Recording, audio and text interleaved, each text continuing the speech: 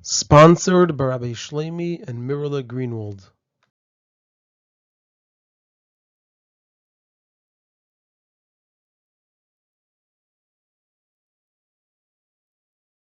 This is a Sicha from Lakutas Sichas, Chelek Yud Ches, Parshas Matos, Sicha Aleph. And the topic of the Sicha is that in this week's Parsha we learned the Pasuk of Hein Heina Hoyu Livnei Yisrael B'dvar Bilam Limsor Mal Ba'Hashem, which talks about the Yidden not killing the woman of Midian. And we learned the teaching of Rashi on the words B'dvar Bilam. And there are 5 parts in the Sikha. The Rebbe, number 1, explained the need for the teaching of Rashi. Number 2, ask 6 questions on Rashi. Number 3, present the key to answering the questions. Number 4, answer the 6 questions. And number 5, present the Yenishal Torah in Rashi.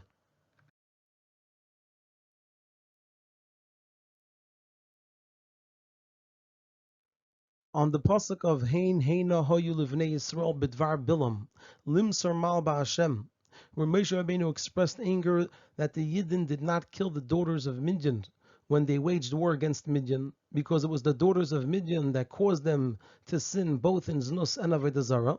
So Rashi quotes the words B'dvar Bilam, and he explains what's this Dvar Bilam. They did it. It says B'dvar Bilam. So Rashi explains, Amar Lahem, Bilam said to them, Afidu atam machnisim kol hameinu sheba'ilam, ein atem yicholim lahem. Even if you bring in all the multitudes of the world, you won't be able to overcome the Yidden. Shema merubim atem min ha-mitzrim, shahayu sheish meyes rechav bachar. Do you think you are greater than the Mitzrim that had 600 chosen chariots? He said, Bayu v'aseachem eitza, come and I will give you advice. Elikeim shel elu, soyne zimahu. The Eibishter of the Yidden, he hates Zima, v'chulu, etc., k'de'isa b'chelik, like it's explained in Parak Chelik in Sanhedrin, u'v'sifri, and in Sifri. So now when we look at this Rashi, we could understand Rashi's need to explain what was the Eitz of Bilam, even though he already taught it earlier in Parshas Balak, and actually twice over there.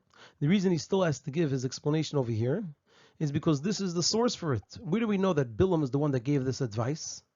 We know it from here. It says over here that Hein Heina, these daughters of Midian, they caused problems for the Yidden, and it was all done B'dvar Bilam. So since this is the source of all of it, so even though we just learned it pretty recently in Parshas Balak, nevertheless Rashi repeats it over here because this is the source of also what he writes over there.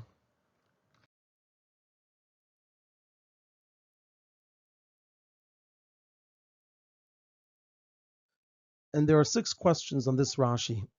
The first question is, even though we understand the need for Rashi's explanation over here, however, we have to understand the lengthiness of Rashi's explanation. Because Rashi doesn't just tell us that Bilam advised them that Elikim Shalelu Soina Zimahu. He says a lot more beforehand of what Bilam told them. And there are 2 parts to this question. Number 1, how is it all at all relevant to the explanation of the Pasuk? All these other parts of what Bilam told Balak. And number 2, if there is any explanation for the need for this, then it makes more sense to present it at the first time that we learn about the advice of Bilam in Parshas Balak. So number 1, it doesn't seem to be relevant at all. And number 2, if it is relevant, then it should have been presented in the first time where we learn about the advice of Bilam. The second question is, and the Rebbe calls the next 5 questions the Yukim in Rashi. So the second question is, Rashi starts with saying, Kol ha-meinu sheba'ilam. He says, Omer lahem, Bilam said to them, Afilu atem machnisim kol ha-meinu sheba'ilam, ein atem yicholim lahem. And then he ends with saying atem. He says, Shema merubim atem min ha-mitzrim. And so it doesn't fit. Rashi is saying first, even if you bring kol ha-meinu sheba'ilam, you won't be able to overcome them. And then he says, do you think you are more than the mitzrim? They're not more than the Mitzrim, but Kol HaMeinu Sheba'ilam are more than the Mitzrim, because even though the Mitzrim were a huge country and there were many, many people, but they weren't more than all the multitudes of the world. And we see that clearly in another Rashi, where it says that maybe the Goyim are going to say Hashem could overcome Mitzrayim, but not the 31 kings of Eretz Canaan. So we see that even though they weren't as powerful individually as Mitzrayim, but collectively they were more. So he's starting off by saying, Rashi starts off by speaking about Kol HaMeinu Sheba'ilam, that they're not strong enough, and his proof is that they're not more than the Mitzrim. We're not talking about them, we're talking about Kol HaMeina Sheba'ilam, which are more than the Mitzrim. The third question is, on the other hand, since Rashi wants to emphasize the great might and the great numbers of the Mitzrim, so why does he only say about the Mitzrim? He says, Shema merubim atem in mitzrim shahayu sheish meyas rechav bacher. How come only says that about the Mitzrim? Why doesn't he add what it says at the end of that very pasuk? That besides for these 600 select chariots, there was also v'chol rechav Mitzrayim. There was all of many more chariots of Mitzrayim. V'shalishim al kulei, and they had officers with them. Why doesn't Rashi mention that? And it's understood that there was a tremendous amount of chariots, much more than the 600, because only then could we understand why it brought such a fear upon the Yidden, despite the great number of Yidden. Now we could maybe try to answer that when Rashi says Sheish Meyes Rechev Bachor, 600 select chariots, his intention is to say that from the select chariots there were 600, so it's understood that there were so many other chariots there as well that weren't as powerful as these select chariots. However, if that's the case, Rashi at the very least should have concluded v'chulu, etc., to allude to the rest of the pasuk. And certainly he shouldn't have said shahayu sheish meyas rechav bacher, which the word shahayu implies and indicates that's all that they were. Rashi should have used some other word. The fourth question is, what's the meaning of the word bayu? Bilam said to Balak, bayu v'asiyachem eitza. What's the meaning of the word bayu over here? He could have just said asiyachem eitza. The fifth question is, at the end Rashi concludes v'chulu etc. k'de'isa b'chelek u'v'sifri. And so the question is, in Parak Chelek, the Gemara over there elaborates at great length about this whole matter, whereas in Sifri there's just a few other details. So the question is, why doesn't Rashi suffice just with Sifri? Why does he also have to refer to Parak Chelek as well? And the sixth question is, if Rashi does feel for whatever reason a need to bring also the reference from Parak Chelek, he should bring Sifri first for two reasons. Number one, just like Rashi, the Sifri is presented on our pasuk, whereas in Parak Chelek it's not talking about our pasuk. And number two, the whole first part of Rashi of Amar Lehem Afilu Atem Machnisim Kol HaMeina Sheba'ilam, that's taken from Sifri, not from Parak Chelek. So Rashi should have first referenced Sifri and only afterwards Parak Chelek.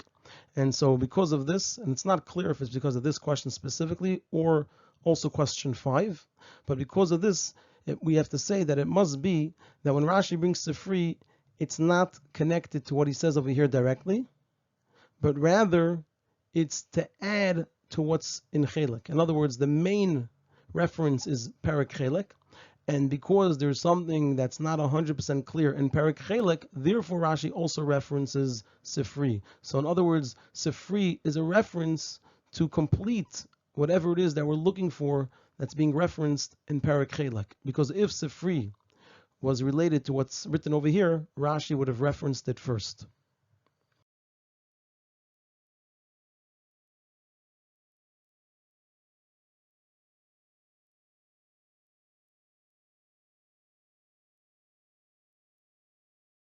So the explanation of all of this, the key to answering all of these questions, and in the process of presenting the key, there's really two components, as we'll see, two parts to the key to answering all these questions. But already here, when we're presenting the keys, we're going to answer the first question. So very simply, the difference between the pasuk in our parsha and the pasuk in Parshas Balak is that in Parshas Balak, it says l'cha i'atzcha, that Bilam gave them eitzah, and therefore Rashi only explains what was the eitzah. Whereas in our parsha, it doesn't say that the Bnei Smidyan were the ones who led the Yidden astray ba'atzas Bilam, with the eitzah, the advice of Bilam, but rather it says bidvar Bilam.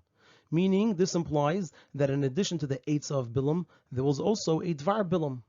And so that answers our first question. We asked, where do all these words of Bilam, how are they relevant to the pasuk here? And if we'll explain how they're relevant, why didn't Rashi teach it to us in Parshas Balak?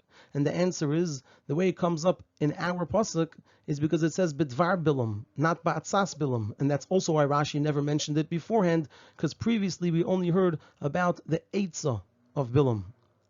And since the dvar Bilam is mentioned specifically here in connection to the complaint of Moshe, about the soldiers not killing the woman, so this means that the Dvar Bilam is specifically relevant over here, as we're going to explain. So the first key is to see that in Parshas Balak it says, L'cha Iatzcha, it speaks about the Eitzah of Bilam, and here it speaks about the Dvar Bilam, which means there's something in addition to the Eitzah, the advice of Bilam. And the second key is to understand how it's relevant. Okay, we understand that it's said over here, not earlier, but what's the connection between the discussion over here and this idea of Dvar Bilam, more than the Eitzah of Bilam? So, like we're starting off to say already, that it's connected to the Yidden not killing the woman of Midian that led the Yidden astray. Now, because it's connected to the war, so therefore Rashi presents not just the Eitzah of Bilam, but rather also the Dvar Bilam. What did he say? Afilu atem machnisim kol hameinu sheba'ilam ein atem yecholim lehem, which led to atzaz bilam that elakim shel elu seina zimuhu.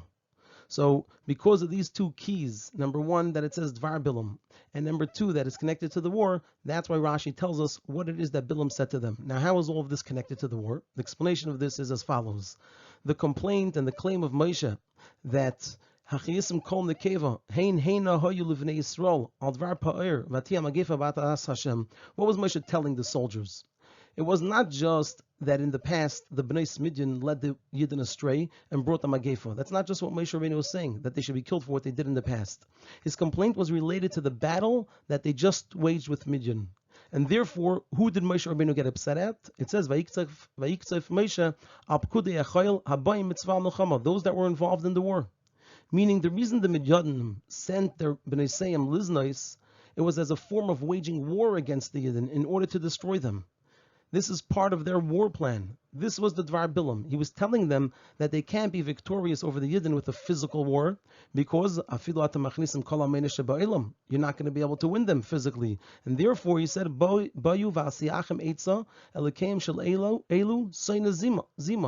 meaning he was telling them this is a weapon of war to use their daughters. And so it comes out that the Bnei Midian also waged the war of Midian against the Yidden. And so that's how it's connected to here. So what we understand at this point in the Sikha is, number one, how it comes up over here and not earlier, because over here it speaks about Dvar Bilam and not earlier. And we also understand why Dvar Bilam is relevant here, because it explains to us why Moshe was angry and upset. Moshe was upset because the Dvar Bilam, when we look at it, we see that Bilam didn't just say, I'm going to give you advice to cause problems for the Yidden. He said it in the context of how to wage war against the Yidden. He was telling them you can't wage a physical war, you have to wage a ruchnistic war. So as a result of that, now when Moshe Rabbeinu is upset at those who were in the battle that they didn't kill the Bnei Midian, he's explaining to them, why is he upset? They should have killed them because they just waged a war against Midian. And the Bnei Midian were part of that war. They were the soldiers, they were used as weapons against the Yidden, so they should have been killed in the war. And based on all of this, we're now going to be able to continue on and answer questions number 2, 3, 4, 5, and 6.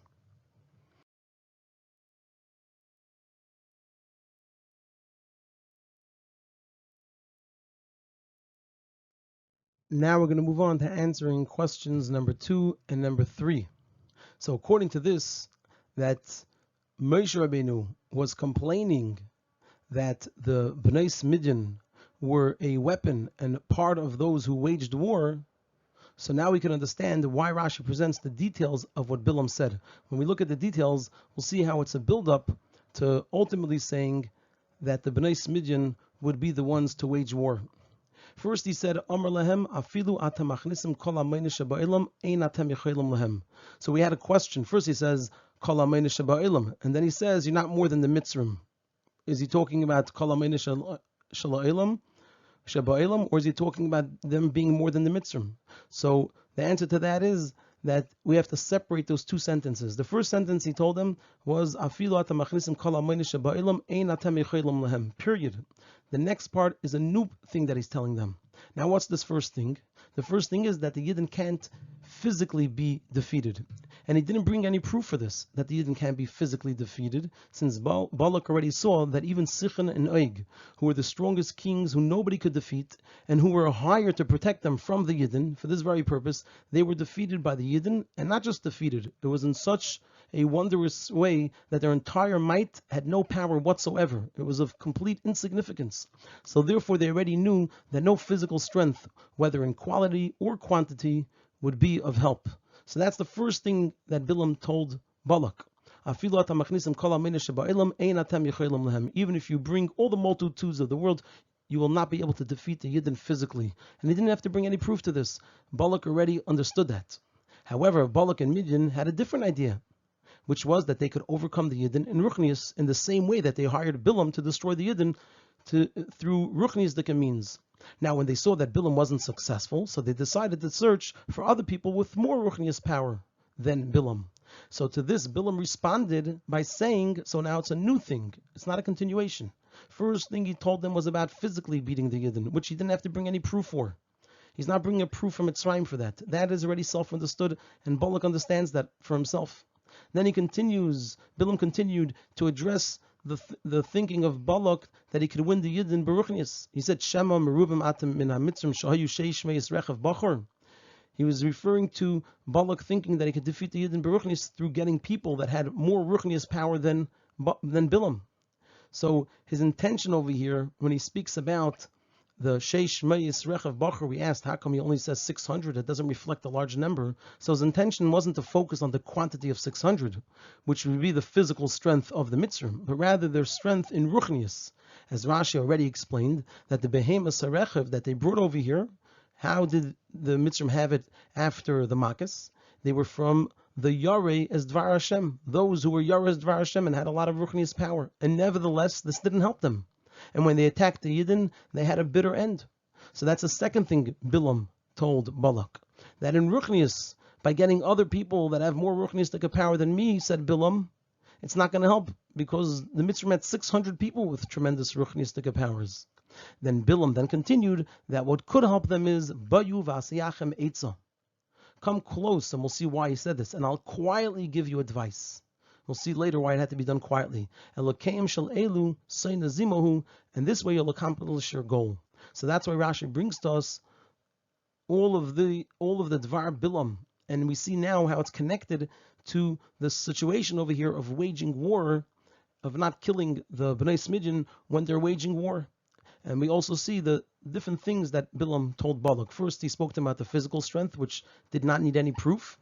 And then he spoke to him about the Ruchniistic strength. There they needed proof. And he said the proof is from the Mitzrim that had 600 people with tremendous Ruchniistic strength. And as a result of their inability to defeat the Yidden. In these two ways, he advised them, and he said he has to tell to them quietly. He advised them to use the tool of the Bnei Midyan to lead the Yidden to Znus and Avodah Zarah.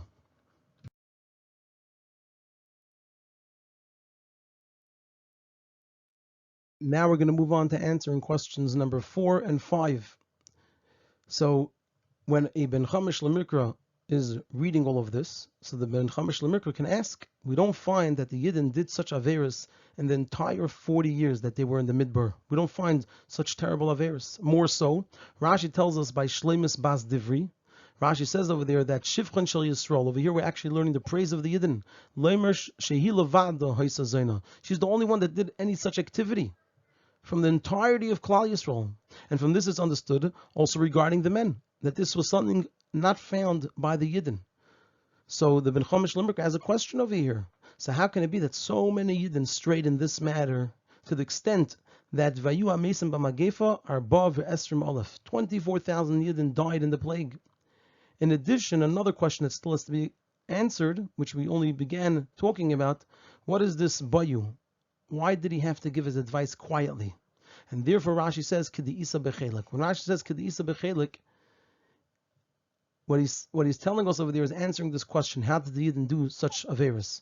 Because there it describes in detail how they fooled the Yidden through various means to eventually lead them to stray in Znus and Avodah Zarah. Over there, the Gemara goes into great detail how they tricked the Yidden. Meaning, in other words, to answer this question, how could the Yidden do such an Avera? Look in Parak Chelek, you'll see that they didn't just openly get the Yidden to do this Avera. They didn't just do it in an open way. They did it through trickery. They fooled the Yidden. Over there it describes how the Midyanim set up tents, and in the inside part of the tent they had a young woman, and the outside part of the tent they had an older woman, and then they offered to sell things to the Yidden, and after a number of times of a certain type of interaction where the older woman offered items for more money and the younger woman for less money, they started developing a certain closeness until they came to the Avera. And therefore, if the Yidden would have known about the advice of Bilam, they would have protected themselves. And this is the reason he had to give his advice quietly. So the answer to this question of the Ben Chomish Lemikra, how could the Yidden do such Averis, is answered by what Rashi says, Bayu and Kediisa Bechelek.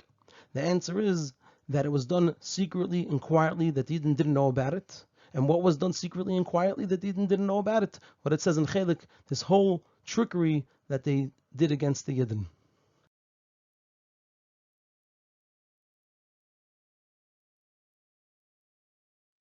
Now we're going to move on to answering the final question, question number 6, which was, what is Rashi referring to? And he also mentions Sifri over here. It's clearly not Sifri for what it says about this pasuk. It's about something in Perek Chelek.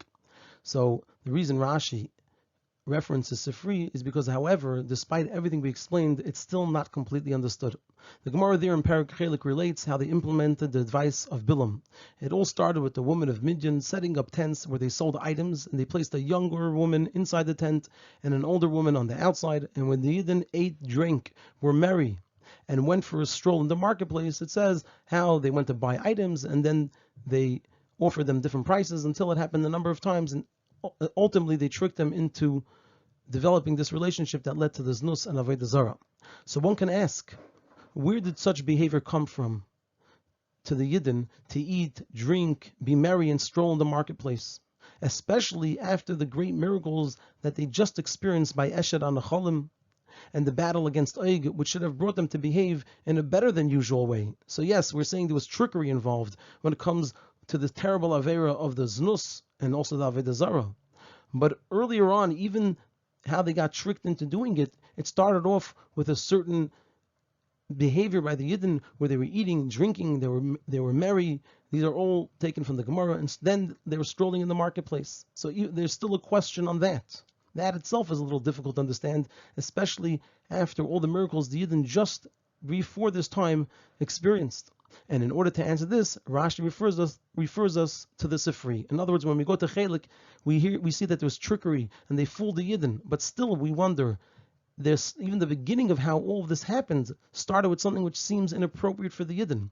And for that reason, Rashi refers to the Sifri, meaning the Sifri that relates to what it says in Chelek. What does it say in Chelek? How they tricked them. But before they tricked them, the Yidden also did something. What's the explanation for that behavior of eating, drinking, being merry, and strolling in the marketplace? In Sifri and Parshas Balak it says, Mishin Smalu Yisrael men Abiza, the Yidden had so many spoils from the wars. They started behaving in a way that they were mistreating the spoils. Makarim Ksus Mashlichim, they were tearing up clothing, and Makarim Behema Mashlichim, they were even killing animals and throwing them away. They were only seeking things of silver and gold. So what do we see over here? Meaning that the great amount of biza, the great amount of spoils of war, led the Yidden to a state of what we know of Yishman Yeshurun, and which this leads to what the pasuk says afterwards, Vayivot. And so now we have the whole Rashi fully understood. We see why Rashi brings over here the Dvar Bilam, all the words of Bilam.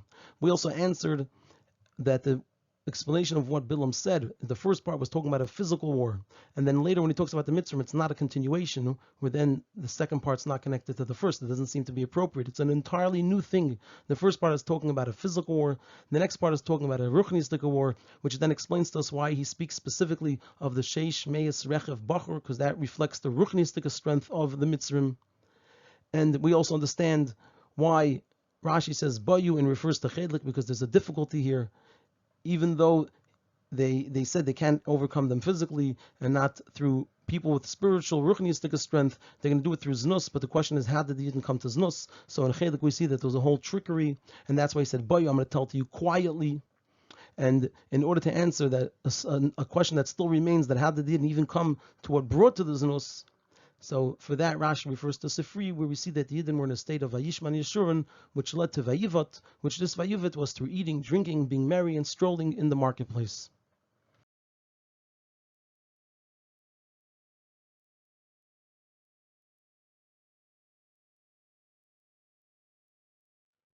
From Yenish Torah and Rashi, we find by the war against Midian that Hashem said to Moshe Rabbeinu, "Nekaim nikmas b'nei Yisrael me'es haMidyanim."